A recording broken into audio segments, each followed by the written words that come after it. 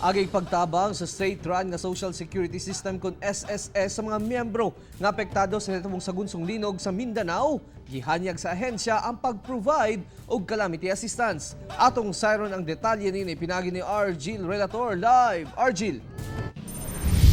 Yes, Real, tulo ka loan program sa gihanyag karon sa SSS sa mga miyembro nila nga apektado sa linog. Gawa sa mga local members, mamahimo sab nga mo-avail sa mga programa ang mga OFW nga miyembro ingon man mga seafarers, provided nga taga nilang authorization ang ilahang mga representative. Dakong kawadon sa panginabuhian sa mga apektadong residente ang nahitabong linog. Gani usa lang sa nag-antos karon ang pamilya sa bakwit nga si Analiza Losanda, sanglit gawa sa nagubaan ang ilang balay. Dili sa makatarong sa pagtrabaho ang iyang bana tungod sa ilang kahimtang. Among ginapangita na lang mo kwarta pleto gatas kay nagagatas lisod lang gapon sir oy sagun saon jud namong kuan. Busa ang SSS mihanyag og tulo ka pamaagi aron makahiram og pondo ang ilang mga miyembro. Sa calamity loan, equivalent sa 1-month salary credit ang loanable amount apan kinahanglang dunay at least 36 posted monthly contributions.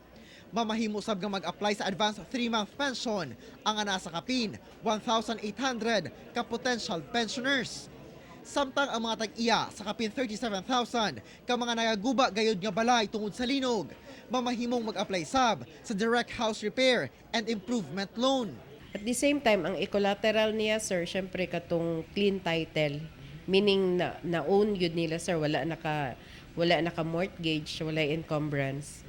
Anaa sa 443 million pesos ang kantidad nga gitagana sa SSS alang sa gina-offer nga calamity loan sa kapin 54,000 nga potential borrowers.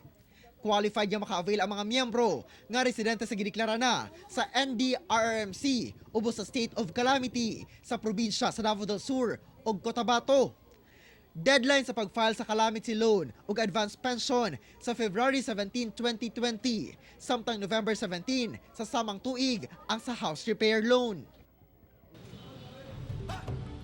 Real, kinahanglang iproseso ang mga requirements ng man application sa loan ngadto sa pinakaduol nga buhatan sa SSS. Real. Okay, daghang salamat Argil Relator.